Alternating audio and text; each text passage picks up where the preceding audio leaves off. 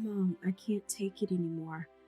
I'm having my entire salary taken away and am forced to live on $3 a meal per day. I'm so hungry I could die. One day, I was shaken by a call from my son, Felix, who was in tears. Such a near starvation existence was unthinkable compared to his bachelor days. What do you mean? Is Isabella sick and unable to cook? Why don't you just come home for now? Isabella is Felix's wife, the daughter of his employer's president. Her family is naturally wealthy, and I had never heard of them being in financial trouble. Yet, why has he fallen into such a situation? Felix himself doesn't understand the cause, and it has been like this for the past 1 to 2 months. I urged him to leave that house immediately and return home, but Felix stubbornly refuses. But I love Isabella and our daughter, Charlotte, too.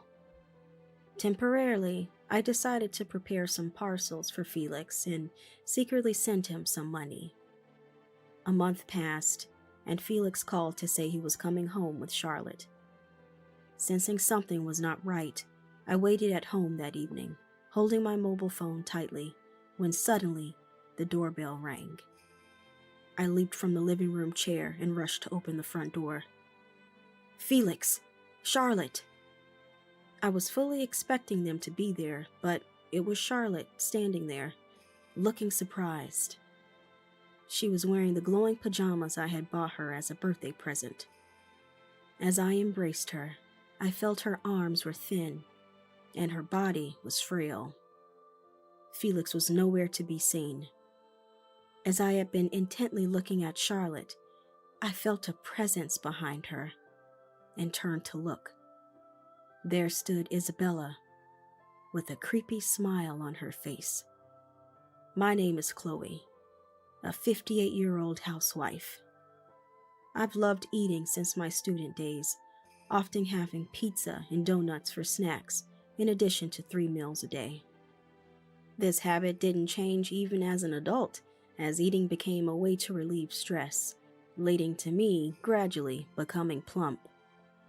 While the women around me dieting for marriage were all slim and beautiful, I sometimes felt depressed, feeling like a balloon. At one party, it seemed clear that the men were avoiding me. However, one slim man came up to me. Chloe, would you like to go out for a meal with me sometime? Me? In stark contrast to me, the slim man was named James, who would later become my husband. After dining out together about 3 times, on our 3rd date, we agreed to enter a relationship with marriage in mind. Chloe, you're cute, especially when you're eating. James would say this every time we went out to eat, and he always positively accepted that I ate more food than him. Since I worked in sales at a department store, it was often difficult to find time to meet with James. Nevertheless, James never showed any signs of annoyance and always arranged his schedule to fit mine. I always feel bad about it, I murmured, but James shook his head. It's okay. My company has a flex time system, so I can adjust my hours a little. Don't worry about it. He worked in an IT-related company, which was somewhat rare at the time. Though I didn't understand much about internet advertising creation or software development, his passion and expertise in his field looked very cool to me. Later, James and I got married, and I left my job to become a housewife and have a child. While I sometimes wonder if we should have spent more time just the 2 of us, the baby boy who was born was incredibly adorable. Believing that a child's name is the first gift parents can give, James and I spent a lot of time discussing it. How about Felix? Meaning happy. It's a good name, isn't it? I like it. Felix. Let's name him Felix. We hoped he would be happy and make others happy too. Our son Felix grew up healthily and seemed to inherit my love for eating, becoming pleasantly plump. After graduating from college, Felix, like his father, joined an IT company and later transferred to the company where James worked. In that aspect, the two were similar, and at home, their conversations about work made me feel somewhat left out. "Dad, about this project in the new department I've been assigned to. That company can be a bit tricky, so it might be better to explain things to them as politely as possible." Being a housewife for so long, inspired by the working energy of the two, I considered starting a part-time job and began looking through job listings. However, I haven't heard such conversations between them for 5 years now, since Felix got married to a woman named Isabella shortly after changing jobs. She turned out to be the daughter of the president of Felix and James' workplace, leading Felix to become a son-in-law and move out. I can still vividly remember how happy they looked when they came to announce their marriage. Later, they had a daughter named Charlotte, and now they live in their own home, a little distance away from our family home. As they live somewhat far and can't visit often, I feel a bit lonely. However, I was delighted when Charlotte would call me via video on Thanksgiving and Labor Day. Occasionally, I also call Felix. "Hello, Felix? Charlotte's birthday is next month, right? I want to buy her something. Does she want anything?" "Thanks, Mom, but you really don't have to go out of your way." "But we haven't even met properly. She's turning 3, isn't she? How about some clothes?" Clothes? I'm not sure. Maybe she mentioned wanting pajamas with some cartoon characters on them?" His answer was vague, but I jotted it down on a piece of paper. When I was working at the department store, I often had customers looking for girls' pajamas with anime characters, and I would guide them to the section. The thought of now being on the customer side, going to buy it myself, felt oddly strange. Got it. Pajamas with a cartoon character. After the call, I immediately went out and bought them, even getting them gift-wrapped for her birthday. However, feeling hesitant about imposing on my son's family, I decided to send it by parcel discreetly. I hope Charlotte likes it. Thinking this, my steps to the post office were a bit lighter, with a message card included. That evening, after James returned home for dinner, I told him about the birthday present I sent Charlotte. "The kids' pajamas these days light up. I hope she likes it." "Yeah, she probably will." "Oh, come on. You could show a little more interest in Felix and his family." "He went off to become a son-in-law, didn't he?" "They're doing fine without us worrying." James responded nonchalantly, poking at his steak with his knife and fork. "There's still one thing that bothers me. It's that James refuses to engage with Isabella and her family. When asked why, they are too wealthy.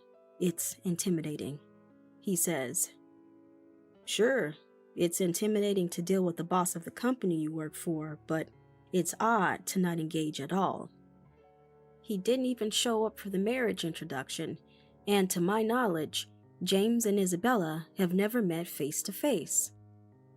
Even when our granddaughter Charlotte was born, he only looked at her picture and disinterestedly said, 'Huh.' James's consistently indifferent attitude had me somewhat exasperated. Nevertheless, I occasionally call Felix to check in on them. That day, a heavy evening shower had cooled the air, and a refreshing breeze was blowing. As the rain stopped and I felt the hint of autumn in the slightly clearer sky, I called Felix. Felix, how's it over there? It's getting cooler in the mornings and evenings, but you're not catching a cold, are you? I'm fine, Mom. Aren't you worrying too much? Not just about you, but Isabella and Charlotte too. Oh, hey, how was the pajamas? Ah, she's actually wearing it right now. She seems to love the light-up pajamas. Hearing this, I felt a bit relieved. I'm glad I chose it. Tell them to come over for a sleepover sometime. All right, got it. I'll hang up now. Oh, wait, Felix, you're really doing okay? What? Yeah, I'm full of energy. Good, just checking. Nothing else, then. Good night. Felix said good night and hung up, but I was left slightly worried. His voice over the phone seemed somehow less lively than usual. It might have been just my imagination, but as a mother who had watched over him for nearly half his life, I couldn't shake the feeling that Felix was in distress. Trying to discuss this with James only yielded his usual indifferent response. You think he's weak just from a phone call?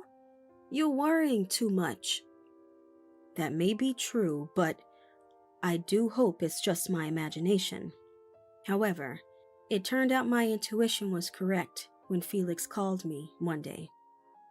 It was unusual for him to call during the day, and as I answered, I could hear him sniffling.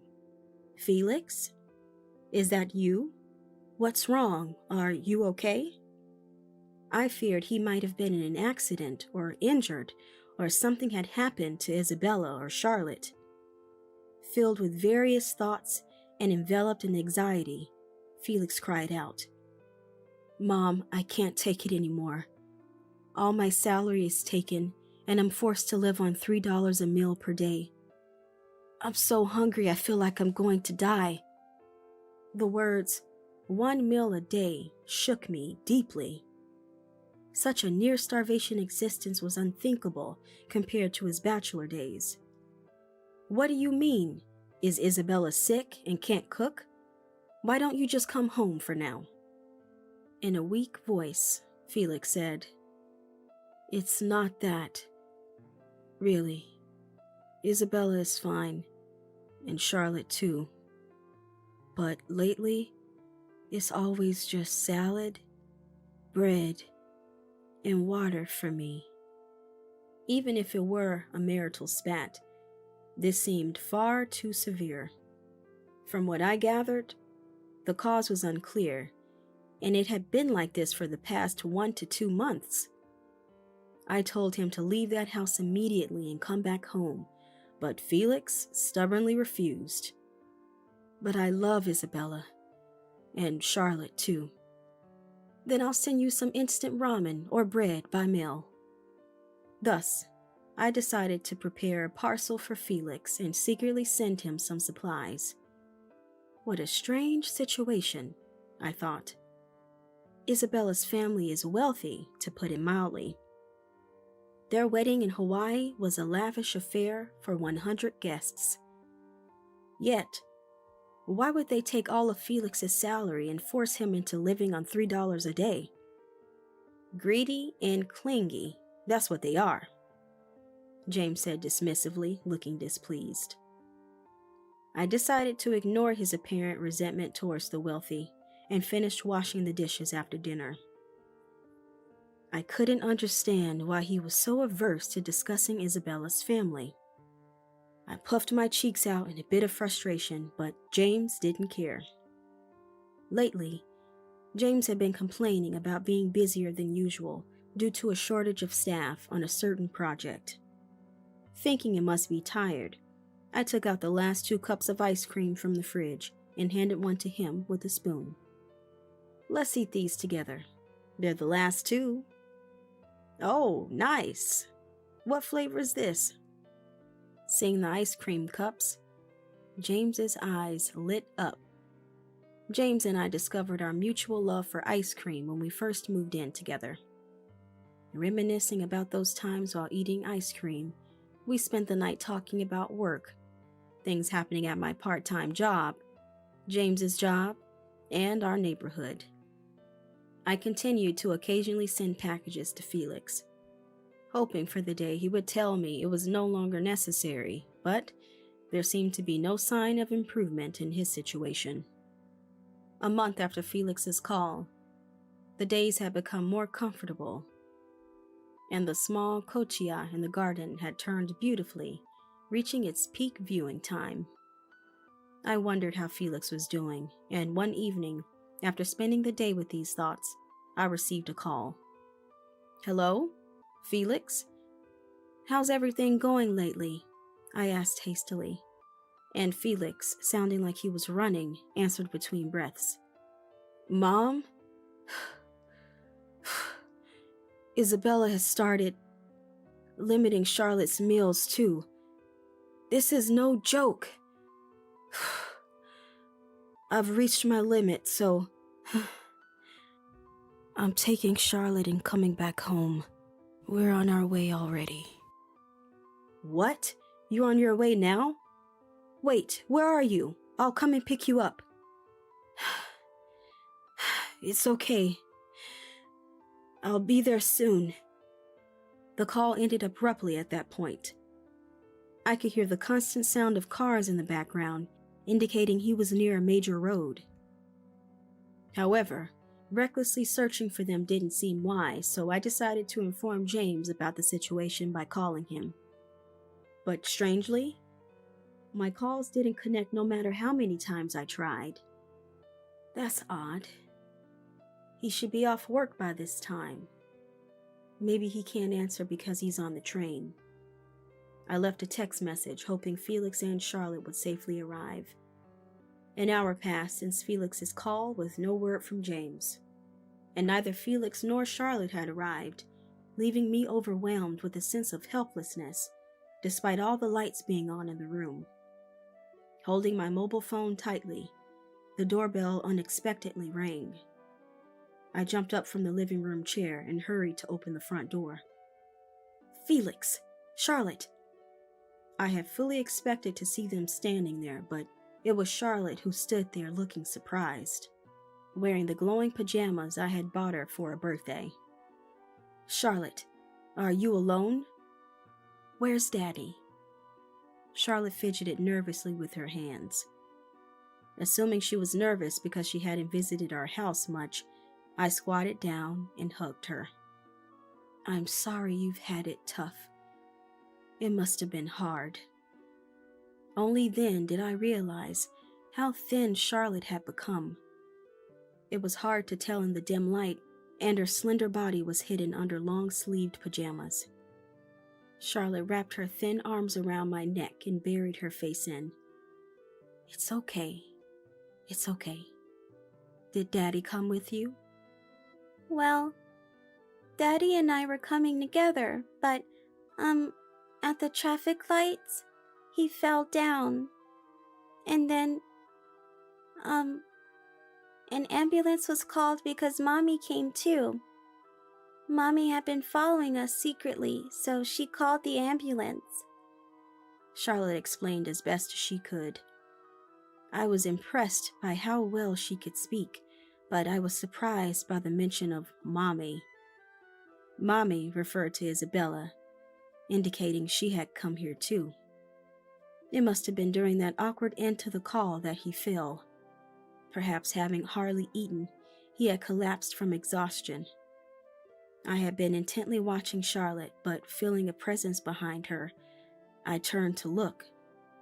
There stood Isabella, with a sinister smile on her face, dressed casually in a well-worn top, bottoms, and sneakers, as if she too had hurried over. However, her expression was one of searching, seeking something as she scanned the surroundings and peered into the house through the wide-open entrance door. She then turned her gaze to me and said, "Excuse me, is James not here? I'd like to see him." "What? Why would you want to see James?" I was baffled. Her husband was supposed to be Felix, who I thought was currently being transported in an ambulance. Why had she come to our house without accompanying him? As I stood there confused, James returned home, opened the entrance door, and looked surprised to see her. "What? Isabella, why are you here?" "Wow, James, you're just getting home now? How hard-working." "Don't come here." James stepped back in a panic as Isabella, with a coquettish voice, moved closer to him. It seemed James knew Isabella.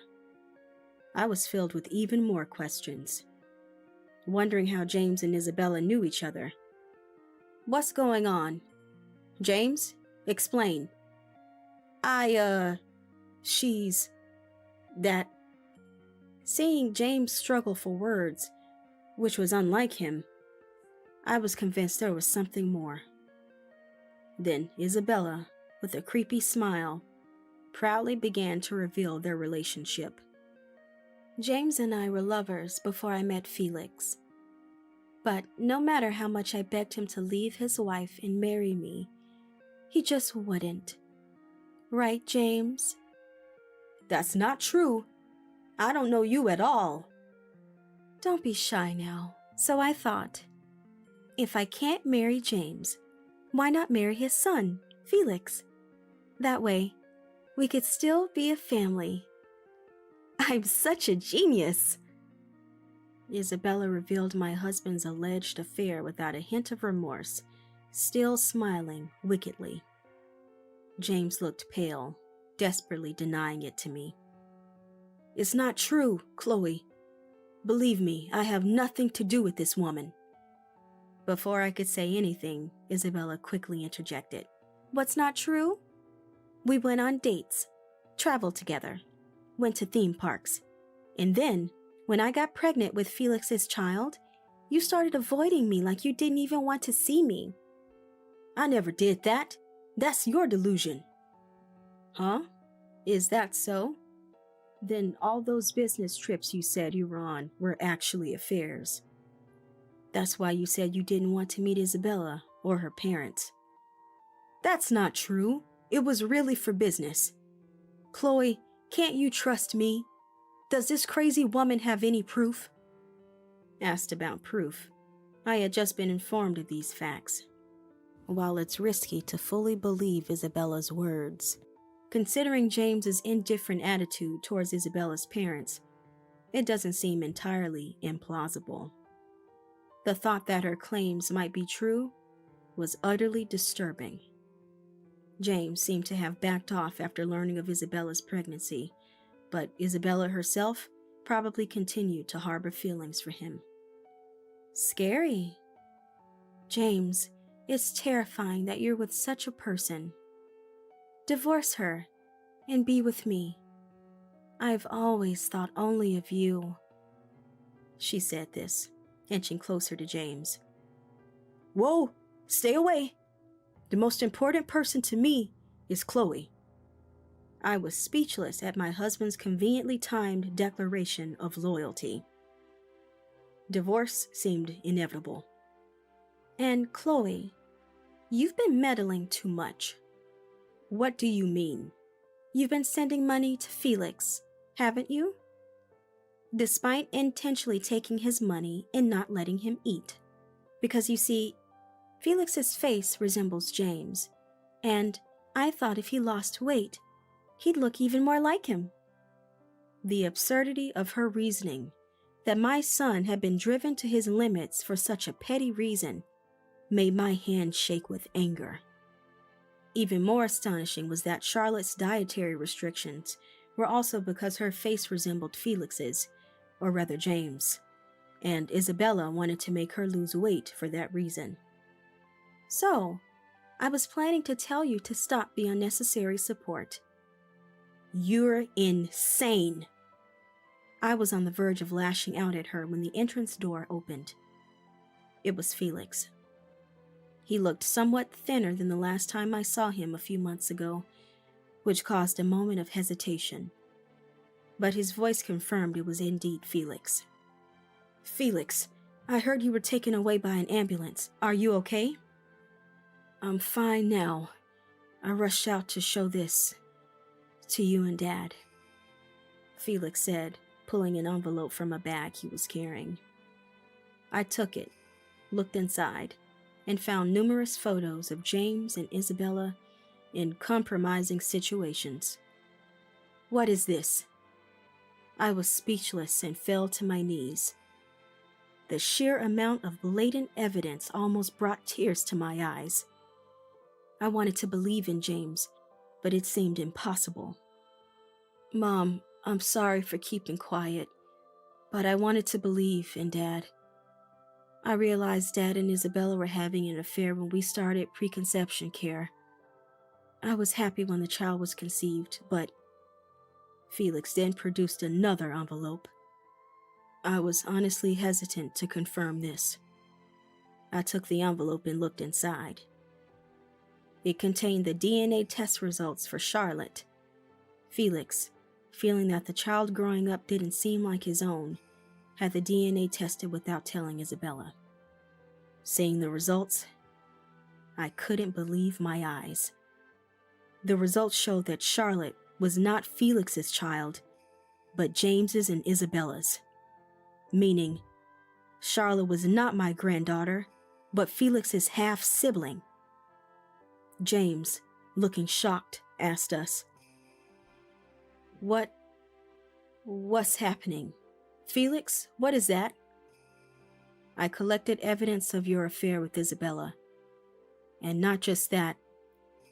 Charlotte is your and Isabella's child, not mine. I can't believe you would go after my wife. I'm disillusioned. What? In contrast to James, who was too shocked to speak further, Isabella seemed delighted. Really? Charlotte is James's child? She exclaimed joyfully, and ran toward Charlotte, reaching out to hug her. This child is James's. Come, let's live with James. I quickly brushed her hand away and shielded Charlotte. Do you even realize what you've done to this child? Not feeding her. What kind of mother are you? She's my child. I can do whatever I want with her, right? Give her back to me. Children are not objects. You should be ashamed. How annoying. Don't interfere. I'll live happily with James and Charlotte. Isabella grabbed a small cochia pot nearby and swung it towards me and Charlotte. I instinctively hid Charlotte in my arms and closed my eyes tightly as Isabella brought down the pot. Stop! Felix, putting his body between Isabella and us to stop her, intervened. Mom, call the police. Isabella, just stop. No, let go. While they struggled, I used my mobile phone to call the police.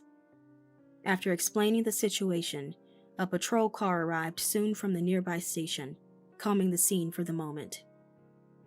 The next day, Isabella's scandal reached her biological father. Her parents were shocked and confirmed the story with me and Felix. We told them everything, including Isabella's affair with James and the DNA results for Charlotte. This led James to confront Isabella's father, his boss, who became furious upon meeting and grabbed James by the collar. The unexpected action caused a stir among everyone, but the boss took a deep breath and seemed to finally calm down. It must have been hard for him to stay silent after his daughter Isabella had crossed the line. With furrowed brows and an angry expression, he directly fired him at the meeting. He also disowned Isabella. I have no need for a daughter who commits adultery, he coldly stated. James faced embarrassment at work and spent about 2 weeks handling his resignation and packing his belongings before going on paid leave. However, what awaited him upon his return was a divorce petition from me.